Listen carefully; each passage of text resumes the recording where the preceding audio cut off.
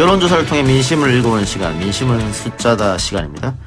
오늘도 오피니언 라이브 윤희용 여론분석센터장, 리얼미터 권순정 조사분석본부장 나왔습니다. 어서 오십시오. 네, 안녕하십니까. 안녕하십니까. 대통령 국정수행평가가 부정보다 긍정이 더 많아졌다라는 보도가 나왔던데, 일단 대통령 지지율도 살펴봅시다. 네, 조사기관은 지난주 월요일부터 금요일까지 조사를 했고요. 19세 이상 유권자 2,514명을 대상으로 했습니다. 무유선, 임의 걸기, 전화면접 자동응답 혼용으로 했고요. 표본 오차는 95%, 신뢰수준 플러스 마이너스 2.0%이고요. 자세한 조사 개요 결과는 리얼미터 홈페이지 또는 중앙선거 여론조사 심의 홈페이지를 참조하시면 됩니다. 조사 결과를 보면 긍정평가가 49.3%가 나왔습니다. 이게 조국 전 장관이 사퇴한 게 10월 2주차 였는데 그 직전 주로 대비를 하면 한 8%포인트 정도가 오른 거고요. 예. 그리고 지난주 일간을 보면은 닷새 동안 연달아 상승했습니다. 그리고 금요일 날에는 50.4%가 나왔고요. 전반적으로 상승세가 분명해 보이고요. 부정평가는 46.9%로 4개월 만에 긍정평가가 비록 오차범위 내이긴 하지만 앞섰습니다. 예. 근데 지금 검찰이 유재수, 김기현 건 조사를 하면서 조국 장관보다 더 뒷배가 있다. 그래서 청와대를 겨냥하는 것처럼 이야기를 많이 했단 말이죠. 예. 그러면 대통령 지지율이 떨어져야 되는 거 아니에요? 왜 올랐을까? 많은 분들이 그런 이제 의문을 제기하시더라고요. 예. 예. 이런 이제 초대형 악재가 지금 청와대에 몰리고 있는데 대통령 국정수행 평가에 긍정평가 비율이 상승했다라고 하는 건 앞뒤가 맞지 않느냐라고 하는 지적들이 있는데요. 일단은 이제 그 문제 전에 먼저 대비 효과가 일단 있는 것 같아요. 뭐냐 하면 전통적으로 보면 우리나라에서 대통령 국정을 평가할 때 국회와 대비돼서 평가하는 경우들이 많이 있습니다. 그러니까 국회가 어떤 민생을 외면하는 모양새 또는 제대로 이제 정치를 하지 못하는 모양새를 보일 때 그런 이제 반사적 측면에서의 대통령이라든가 청와대 정부에 대해서는 좀 긍정적으로 상대적으로 평가하는 경향들이 일단 있다는 점을 말씀드리고요. 예. 방금 이제 말씀하신 이제 그런 청와대 관련 인사들 또 전직 인사들 관련한 이제 의혹들이 사실은 지금 넘쳐나고 있는 상황이긴 한데요.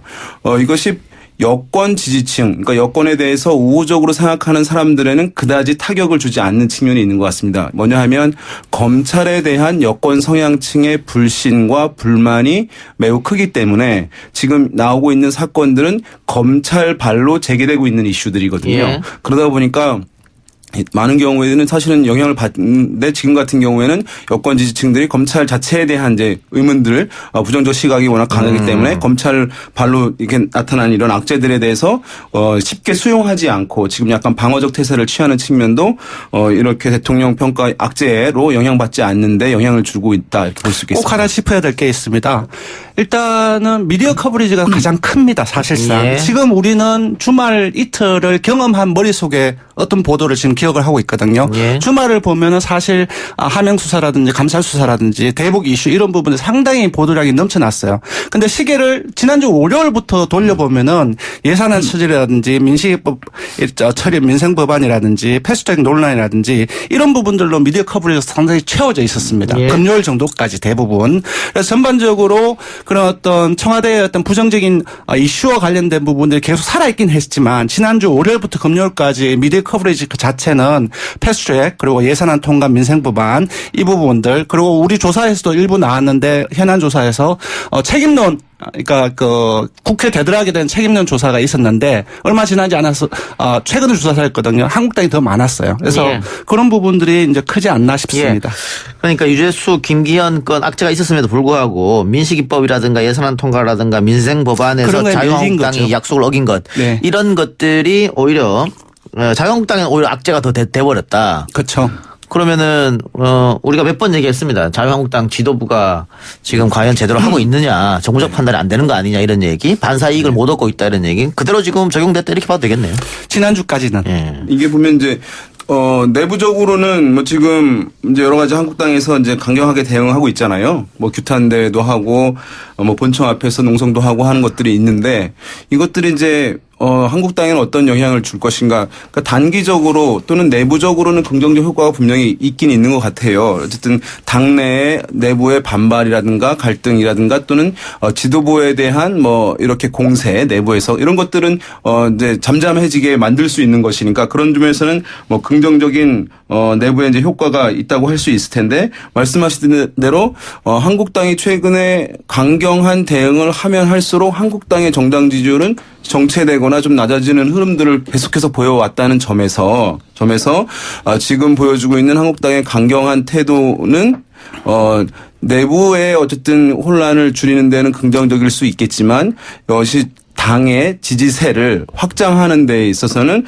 한계가 있다는 것을 지금 최근의 지표들이 꾸준히 보여주고 있다는 점에서 한국당의 최근에 이제 이런 전략들에 대해서는 선거를 앞두고 좀 고민을 해봐야 될 때가 있고 필요한 시기고 또 한 가지는 지금 바른미래당 탈당파들이 어쨌든 새로운 정당을 만들고 있다는 점에서 보수에서의 또 이탈 요인들이 추가된다는 점이 있거든요. 예. 그런 면에서 좀 더 전략적 고민이 필요한 시점이 아닐까라는 생각이 듭니다. 근데 한 뎁스 더 들어가야 됩니다.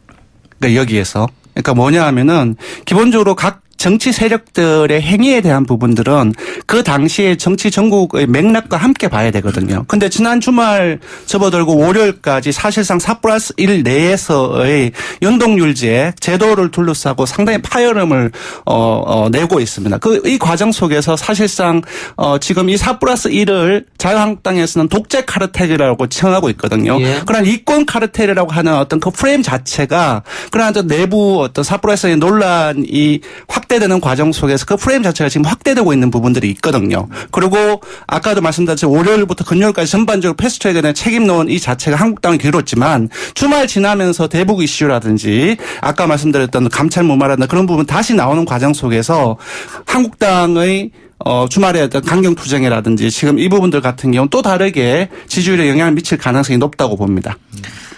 자, 그러면 당 지지도 볼까요? 민주당은 41.2%, 1.2%포인트 올랐고 자유한국당은 1.9%포인트가 떨어져서 30%대가 붕괴되면서 29.5%를 기록했다. 이거 어떻게 할까요? 예, 3개월여 만에 20%대 떨어진 거죠. 이것도 역시 이제 아까 이제 말씀하셨던 것처럼 일단은 이제 한국당 책임론 이 부분들이 지난주까지 불었기 때문에 예. 그런 부분들이 좀 이탈 요인이 있었고 근데 그런 부분이 가장 크다고 생각해요. 예산안 처리 과정이라든지 민시법 어떤 그렇죠. 그런 부분이라든지 네. 지난번 보면 이제 이제 필리버스터를 한다 이런 얘기를 했는데 그것이 국민들에게는 지금 민생 법안들 통과시켜야 되고 예산안 통과시켜야 되는데 필리버스터로 하지 않겠다는 것이구나라고 하는 것으로 대중들이 이해를 하다 보니까 예. 한국당에 대해서는 이제 부정적인 타격이 있었다 보겠습니다. 그러니까 이게 지난주의 지지율을 지금 오늘 소개해 드린 것이고 그 주말 지나면서 전국이 상당히 많이 바뀌었어요. 그래서 이번 주 같은 경우는 좀 다른 양상을 볼 가능성도 있다. 네. 그래요. 알겠습니다. 그런데 오늘 보면은 자유한국당 당원과 지지자들이 국회 진입을 시도하면서 경찰과 충돌했고 또 본회의가 무산됐고 극한 대립 이게 과연 어느 당에 도움이 될 것인가 어떻게 보십니까? 일단 두 가지로 봐야 될 것 같아요. 그 자체로 보수층의 결집을 유도를 할 수 있다고 생각합니다. 그러니까 광화문 집회처럼 그 행위 그 자체가 중도층이라든지 합리적 중도층이라든지 진보층은 보다 정부 여권으로 이제 결집할 가능성을 또 있지만 그 자체로 또 보수층의 자유한국당 결집의 여지도 있다고 보고요. 네. 그래요. 지금 정당 지지율만 놓고 보면 민주당이 굉장히 좀 앞서는 그런 분위기입니다. 그런 분위기고 이 상태로 선거가 치러지면 자유한국당이 불리할 수밖에 없는데 선거법이 바뀌면은 더 불리하다 이렇게 생각하는 것 같고요. 자유한국당은. 네. 그래서 선거법 제도를 바뀌면 안 된다 이렇게 투쟁하는 것 같은데 4+1이 오늘도 삐걱거렸습니다. 결국은 본회의 열고 패스트트랙 법안을 상정한다는 계획이었는데 4+1 조차도 여기서도 다지라를 못 냈기 때문에 상정이 안 되는 것 같은데요. 연동형 캡 석패율제 이게 쟁점이다. 근데 일반 우리 청취자들 들었을 때는 연동형은 이제는 좀 어느 정도 알겠는데 여기다 캡 씌우는 거는 뭐고 석패율제는 뭐냐. 되게 너무 어려운데 네. 쉽게 말하면은 250, 50에서 50석의 전체로 50% 이제 연동률을 한다는 건데 예. 캡은 50석 안에서 한 30석 정도만 연동률을 적용을 하고 나머지 20석은 우리 이제 정당 투표를 하지 않습니까? 그 비율로 배분하자는 거죠. 지난번 했던 것처럼 그대로 한다 나머지는. 맞습니다. 예. 근데 이렇게 이제 캡을 씌워서 연동률을 적용시키는 것을 제한해 버리면은 예. 전체적인 연동률 자체가 떨어지는 효과가 있습니다. 예, 그거야 뭐 당연히 그렇겠죠. 예, 알겠습니다. 그리고 이제 석패율제는 뭐 아시는 분들도 있을 텐데요. 지역구 선거 있고 비례 선거 있잖아요. 지역구 선거에서 낙선된 후보들이 있을 텐데 그 중에서 가장 높은 득표율로 떨어진 후보들이 있을 수 있어요. 예. 그러면 각 권역별로 나눠서 지금 이제 애초 안에는 이제 6개 권역으로 나눠서 2명씩 총 이제 12명에게 TO를 줬었는데 그 사람에게 아깝게 떨어진 지역에서 그렇지만 지역주의 타파를 위해서 노력했다는 점을 감안해서 그 사람한테 이제 비례 의석을 주는 것이거든요. 당선을 주는 것인데 그래서 지역주의 완화의 효과를 얻기 위해서 이 석패율제는 많이 논의가 되어 왔던 것이에요. 그런데 최근에 어쨌든 민주당에서 이 4+1 협의체에서 이 석패율제가 군소 정당들의 중진들이 자기가 비례에도 놓고 지역구도 나가서 다시 부활하기 위해서 악용될 수 있을 것이다라고 해서 민주당에서 반대하는 안을 최근에 내놓으면서 지금 4+1 협의체가 덜컹거리고 있는 상황이죠. 예. 어떻게 될지 좀 지켜봐야 될 텐데. 네. 이런 얘기도 있습니다. 지금 이렇게 연동형 50%로 250대 50으로 통과가 되면 비례대표용 위성정당이 난립할 것이다. 3%만 얻으면 거의 막 한석 두석 나오니까요. 일단 그뿐만이 아니라 이제 이런 경우죠. 연동형제를 적용하게 되면 거대 정당, 그러니까 한국당 또는 이제 민주당 같은 경우에는 비례에서 몇 석 못 얻게 그렇죠. 될 가능성이 있어요. 왜냐하면 정당의 얻은 득표수에 맞춰서 지역구에서 이미 뿔로 차게 될 수가 있거든요. 그렇기 때문에 그러면 나머지 정당들이 나눠 갖게 되는 것이거든요. 그러니까 거대 정당들은 이런 연동형제를 도입하게 되면 손해 가능성이 이제 훨씬 더 높아지는 것입니다. 그래서 이제 한국당이나 또는 민주당 뭐 거대 정당에서 그러면 별도로 자기들과 가까운 위성 정당 이름을 아주 유사하게 만들어서 비례에서도 그 정당을 뽑게 그러니까. 하는 것을 하려고 한다는 이제 여의도 뒷얘기들이 지금 있는데 이것을 사실은 쉽게 내놓기도 어려웁니다. 왜냐하면 역풍을 받을 수 있는 것이거든요. 굉장한 이제 꼼수이기 때문에. 그런데 이제 그 논란들은 앞으로 계속될 수밖에 없는 측면이 있습니다. 예. 그래서 이게 참 쉽지만은 않은 그런 작업이다. 그리고 이제 아까 참 석패율제 잠깐 얘기하면서 민주당이 왜 반대하는가 이제 이런 측면이 있는데 이제 그 민주당에서 얘기하는 것은 그런 이제 군소 정당들의 중진들이 자기 부활하기 위해서 악용될 소지가 있기 때문이라고 하는 명분을 내세우긴 했습니다만은 또 뒷부분 배경을 좀 자세히 보게 되면 만약에 이거 석패율제를 하게 되면 정의당 등에서 가령 후보들을 많이 낼 수가 있어요. 지역에. 지금까지는 사실은 유력한 후보들만 많이 내고 안 내는 지역들도 많이 있었고요. 그다음에 지역구 득표 활동을 매우 열심히 할 수가 있어요. 그렇게 되면 지금 이제 그것이 당선에 기여를 하게 되는 것이니까 민주당에게는 상당히 피해가 발생할 더 커질 수도 있다는 점 그런 것 때문에 뭐 반대한다는 분석도 나옵니다. 알겠습니다. 4+1 원입 비극대자 선거법 원안 상정 급부상된다. 한국당도 원안 상정 시에는 무기명 표결 참여를 검토하겠다. 그렇게 했는데 어떻게 될지 좀 더 두고 보고요. 현안 조사 좀 살펴보죠. 네. 지금 김진표 총리로는 한물 같고 그리고 이제 정세균 국무총리 임명 논의 지금 나오고 있는데 먼저 조사 결과를 알려드리면은 찬성이 48%. 정세균 국무총리 임명 조사입니까? 네. 반대가 36%. 그러니까 이전 김진표 응답자 전체에서는 김진표 조사에 비해서 찬성이 한 6, 7% 정도 포인트 정도 더 높게 나왔습니다. 근데 여기 재밌는 것은 세부 개청별로 보면 상당히 재밌습니다. 이제 김진표 조사에서는 민주당 지지층 그리고 진보층, 핵심 지지층, 정보권에서 핵심 중에 30, 40대에서도 찬성률이 많이 나와봤자 40%대. 그리고 30, 40대에서는 30%대가 많이 나왔어요. 그러니까 기본적으로 민주당 지지층, 그러니까 진보층에 확 끌어다니지 못했다는 거예요. 기본적으로 개혁성이라든지 그런 부분들이 이제 많이 딸린다고 인식을 한 것 같은데 반면 정세균 이 조사에서는 기존의 현재 쟁점 현안의 진보 보수의 갈림처럼 진보층이라든지 민주당 지지층의 70% 이상의 지지를 확보를 하고 있고 아까 말씀드렸던 세대별이라든지 호남이라든지 조사율이 완전히 그 김진표 조사와는 달리 상당히 높게 나왔습니다. 예. 김진표 의원이 민주당 출신임에도 불구하고 민주당 지지층에서 김진표 국무총리 임명에 대해 반대 여론이 높았다. 제법 있었던 것인데 김진표 의원 측 입장에서는 상당히 좀 기분이 상할 수도 있는 이제 조사 결과일 것 같아요. 그리고 왜냐하면 정세균 이제 전 의장, 정세균 의원 같은 경우에도 사실은 중도 진보적 성향이 매우 뚜렷한 인물이라고 알려져 있지는 않거든요. 예. 그러니까 중도적 성향이 강한 인물이긴 한데 물론 이제 정세균 전 의장도 그 기업가 출신이긴 하지만 꼭 기업 경제 이미지가 많았던 건 아니에요. 민주당에서 이제 경제 관련한 것들은 김진표 의원이 사실은 이제 많이 주도를 해왔거든요. 역대 대선 등에서. 그러다 보니까 경제 분야에서 어쨌든 약간 이제 보수적 성향의 정책들 또는 중도적 성향의 정책들을 이제 많이 대표적으로 나서서 얘기를 하다 보니까 그런 이제 진보적 이미지가 약화된 것이 김진표 의원이 훨씬 더 컸던 것이고 그러다 보니까 이제 이런 총리 지명과 관련해서 이제 진보 성향이 강한 유권자들이 이렇게 좀 반대 의견을 내는 효과가 이제 나타났다고 할 수 있겠고 상대적으로 경제 분야에서 기업인 출신이지만 경제 분야 이미지가 강하지 않았던 이제 정세균 총리는 전 의장 같은 경우는 민주당이라든가 진보층에서 더 오히려 이제 찬성 의견이 상당히 높게 나타나는 이런 결과를 불러온 것 같습니다. 김진표 의원은 무엇보다도 종교인 가세가 컸던 것 같아요. 아, 그렇죠. 근데 이것도 조사 결과 불러드려야 되죠. 예. 이것도 상당히 강화됐던 것 같은데 아까 소개해드린 그 김진표 의원 조사는 지난주 화요일에 오마이뉴스 조사를 실시했고요. 이번 조사는 지난주 13일에 조사를 했습니다. 전국 19세 이상 성인 남녀 504명을 대상을 했고요. 무선 유선 이미 걸기 전화면접 자동등 혼합을 했고 표본오차는 95% 신뢰 수준 플러스 마이너스 4.4%. 역시 조사 개원한 결과는 리얼미터 홈페이지 또는 리얼미터 홈페이지에서 보시면 됩니다. 예. 알겠습니다. 국무총리 후보자에 관해서 여론조사한 적이 있었나요? 이전에도 많이 했습니다. 있었습니다. 예, 이낙연 총리 할 때도 했어요. 통상은 이제 논란이 있는 경우에 네. 과거에 김대중 정부에서도 장상 전 예치명제라든가 이렇게 논란이 있는 국면에서는 전 김창국 후보인가요?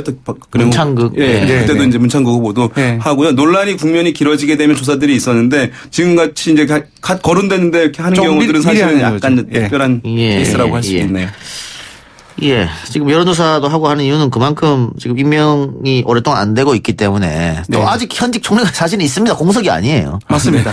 예. 근데 이제 곧 이낙연 총리가 선거의 목적이랄까요. 그런 부분들은 이제 움직이는 어떤 움직임도 있기 때문에. 그런데 네. 김진표 총리 카드를 청와대에서 검토했다고 하는 이야기는 결국은 총리 인준을 대비한 것 같습니다. 네. 그러니까 결국은 다른 장관하고 달리 국무총리는 국회에서 인준을 안 해주면 총리는 못하지 않습니까? 그렇죠. 그런데 네. 선거를 코앞에 두고 국무총리가 공석이다. 인준을 해주지 않는다. 그럼 선거에 또 악영향을 미칠까 생각했기 때문에. 그래서 김진표 카드면은 자유한국당에서 인준을 해주지 않을까. 이런 생각이 들어요. 김무성 자유한국당 의원도 찬성을 했었고요. 예. 그런데 지지 기반에서 약간 이제 제약된 의견들이 나오게 되면서 약간 네. 이제 악재에 걸리는 오히려 상황이 됐죠. 총선에 부정적인 영향을 주는 것이 아닌가라고 보지 않았나 싶어요. 예. 네. 정세균 총리 카드는 일단은 보통은 국회의장 출신이면은 다음에 이제 국회의원을 하지는 않지 않습니까? 넘버 2인데 국무총리는 넘버 5예요. 예, 그래서 그거 가지고 지금 예. 논란이 되고 있습니다. 네. 그걸 추미애 장관 후보자도 마찬가지입니다. 네. 여당 대표했다가 어떻게 법무장관으로 가냐 이런 게 있었습니다만은. 그러니까 사실 상권 분립 체계가 명확히 나눠진 이제 나라에서는 사실은 있기 사실 힘든 일이죠. 예. 서로 이제 상호 견제를 해야 될 대상이 자기 팀으로 다시 들어오는 것이기 때문에 상권 분립 체계를 사실은 훼손한다는 공격이 충분히 가능하긴 한데 또 우리나라 같은 경우에 어쨌든 국회의원들이 장관하고 총리하고 할 수 있는 부분들이 이제 있기 때문에 이 부분이 사실은 이제 다른 나라에 비해서는 사실 약하게 정치권에서는 받아들여지고 있는 현실입니다. 권순정 본부장이 아까 이번 주 초는 약간 다른 결과가 나올 수도 있다 이런 얘기 했었잖아요. 예. 그런데 분위기가 많이 전국이 예. 주말 지나면서 전국이 상당히 많이 바뀌었어요. 4+1 이 내부 파열음 자체가 자유한국당이 아까 제가 말씀드린 독재 카르텔 이 프레임이라는 농거 주장들의 여론의 어떤 호응들이랄까 그런 분위기를 타는 부분들에 상당히 그 맥락이 되고 있다고 봐요. 예. 네. 그런데 스티븐 비건 미 국무부 대북 특별대표가 오늘 와서 북한에 이야기를 하자. 한번 해보자라고 했단 말이죠. 만일 북한이 저 제의에 응한다면 그래서 북미대화죠. 북미대화가 다시 시작된다면은 그건 또 정부 여당의 호기로 작용하지 않겠어요? 작용할 수 있죠. 근데 지금 네. 아니요. 말씀하세요. 지금 공개적으로 말했단 말이죠. 예. 공개적으로 말했다고 한다면 비선이라든지 이미 얘기된 건 없다는 거예요. 예. 가능성의 측면에서 봤을 때 공개적으로 열려있다 하자라고 했다는 것은 오히려 가능성이 낮은 것을 의미한다고. 예.